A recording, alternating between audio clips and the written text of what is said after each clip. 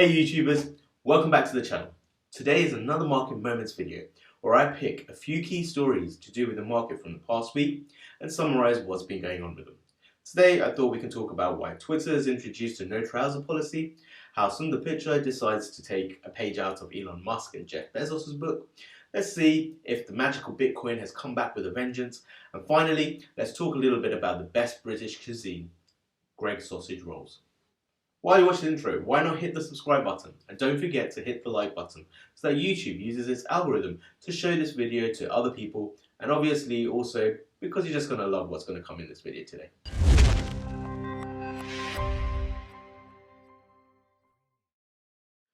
So, how many of you, like me, have been homebound and had to jump on all your daily work calls through Zoom? How many of you look like this? I'm sure this can't just be me. If anyone else is doing the same thing, leave a comment down below. But hey, this has become my new work uniform as of the corona pandemic. Now it feels pretty great not having to commute for an hour or more on busy trains to get into the office.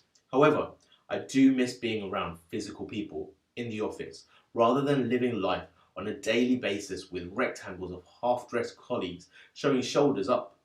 So I'm almost looking forward to the date when they say the lockdown measures are over and we can finally be reunited with fully dressed humans again. But it seems as though some companies have started to see the business benefits of the WFH lifestyle. One of these companies being Twitter. As of last week, they went all outcast on their employees and told them they will be allowed to work from home forever. Now obviously jobs that require people to be present physically still have to come in, but all the other employees are now allowed to work from home forever. Others in Silicon Valley, like Google and Facebook, have also introduced these measures, but with an end date of until 2021. So, what are the benefits of working from home? Well, even though I actually like my job, I absolutely hate my commute. And that's one great thing of being able to have an extra hour of sleep and not having to pack yourself like a sardine into a train. Also, we go to work in order to make money. Then most of our money ends up going towards our mortgages or our rent. But if we're in an office or commuting for half of the time that we're actually awake, we don't even get to enjoy most of our money. And technically, if we are not expected to be in the office, we could be in a nice resort anywhere in the world, dialing into meetings. I wonder if that's why Jack Dorsey, the CEO of Twitter, has agreed to this, because we all know he loves his Vipassana meditation retreats. Now the business benefits to the work from home culture is that the company itself can pay less for rent on office space, as it can scale down and consequently pay less on food, snacks and supplies. This then introduces the option to hire people from outside the city at a lower annual wage as well. But the question does arise, do the employees actually want to work from home forever? Like I said in the beginning, I was starting to miss human interaction. And then the other question arises of whether it will also have a hit on productivity and collaboration and team relationships. Also, by working from home, we then have to rely heavily on our internet connections and external software such as Slack and Zoom to be always up and running. Now, if this does work out for the companies that adopt this lifestyle, this could end up starting a trend of permanent work from home. So I guess we will just have to wait and see if Twitter succeeds as the test case before we all start deciding to stop investing in trousers. So on to our next story. How is Sundar Pichai, the CEO of Google, taking a page from Elon Musk and Jeff Bezos? Well, just like them with their space exploration companies, Sundar is reaching for the stars. Only difference is, he has no intentions to get there.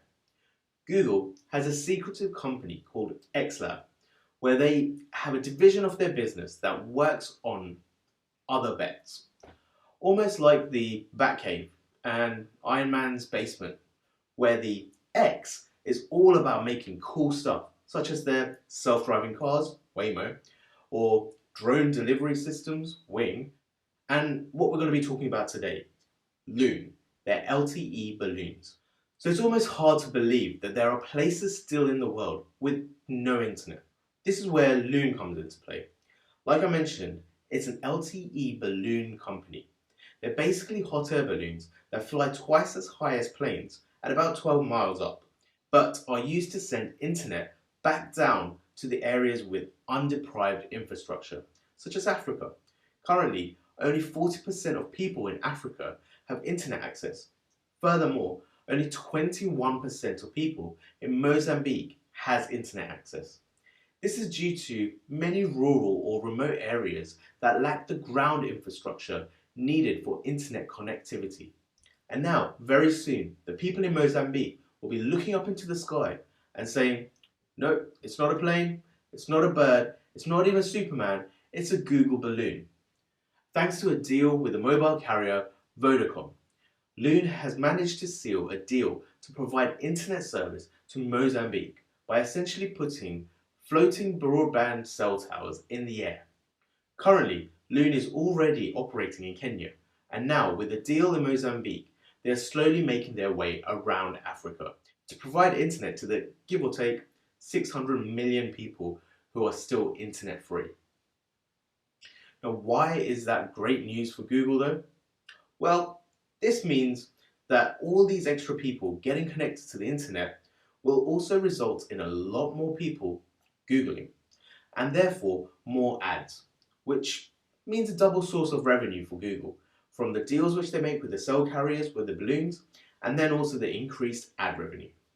Also, it's good to know that last year, Google made a $4 billion loss on these other bets, and a further $3.4 billion loss in 2018, and a $2.7 billion loss in 2017. Clearly, we're starting to see a trend here, but when you have the money, why not use it to make a bet on the future by experimenting with the technology that we have today? However, companies like Waymo from the X Lab is now valued at $100 billion. And it's looking quite promising for Loon as well, with deals like this. So, on to our next story. Do you remember about 2.5 years ago when literally everyone was talking about Bitcoin? When you couldn't go on the internet without hearing about someone becoming a millionaire through the Bitcoin world? Well, this was around the time when Bitcoin rallied up to $20,000 per Bitcoin, but very quickly fell down below $5,000 per Bitcoin. Even I jumped onto the Bitcoin train, thinking that it would go back up to the 20K mark, but unfortunately, it just hovered between the $5,000 and $10,000 mark. Now, I still have hope though, even though it's a very, very long bet. Now, why did Bitcoin start to get some prime news time during this COVID nightmare? The reason for this was because Bitcoin went through the third lifetime halving. In order to really understand what this meant, we need to go through some history. So, when Bitcoin was created, the creator, Satoshi Nakamoto, wanted to make the most secure source of currency. This is why various rules were put in place. Some of these rules were that Bitcoin will only ever be used and distributed electronically, and that only 21 million Bitcoins will ever exist in the world. And also that it will be decentralized, meaning that no single institution or person can ever control it. Now currently, 18.5 million Bitcoins are in existence, and the other 2.5 million are still yet to be mined. In order to mine a Bitcoin, a massive amount of computer power is required to solve and verify blocks. So basically, miners are rewarded in Bitcoin for successfully being able to add a block onto an online ledger, commonly known as the chain. And this is where obviously the term blockchain came from. Now, every time 210,000 blocks are mined, the amount of Bitcoin awarded is halved.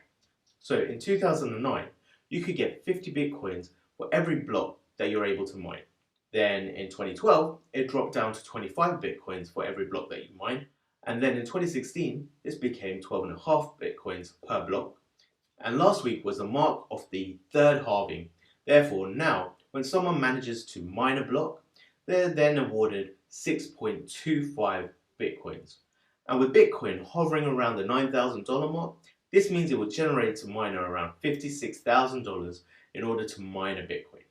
So, the reason for this halving rule is essentially to act in the same way as central banks control the printing of money. By halving the reward of miners, this controls the supply of the new bitcoins, slowing down the creation, which in turn helps stabilize the price. Now, as it was known from 2016 that the next halving would occur around now, investors in the market probably already had reacted to the anticipation of the halving, which makes sense as the price of Bitcoin has not fluctuated much since the halving last week. Now, I still have a slight hunch that at some point in the future, the world will turn against bank regulated currency. So I personally will continue to take a very cautious bet on Bitcoin moving forward. And finally, the world of good old British dining, which is where Greggs comes into play. The reason why we all love sausage and vegan sausage rolls. Currently, Greggs are undergoing initial trials of reopening, playing around with the ideas of using Just Eat and Click and Collect. But being such a cornerstone to British food, it's quite certain that it will be in high demand once they do decide to reopen, especially when we saw the trends in demand from when the Colonel decided to reopen KFC's doors. Now, Greggs seems to be a bargain at the moment, as it is currently trading at around £15, and just before the pandemic, it was at around £24 and was on a path of growing with its new vegetarian menus, plus creating its own food supply chain, therefore being able to increase its profits. And to add to the benefits, they currently also have zero debt on their balance sheet and is holding around £91 million in cash. So this is definitely a company I'm going to be looking at investing in. At least then when I go and get a cheeky vegan sausage roll, I'll feel less guilty as it will feel like I'm just paying myself. So those were my top picks for this week.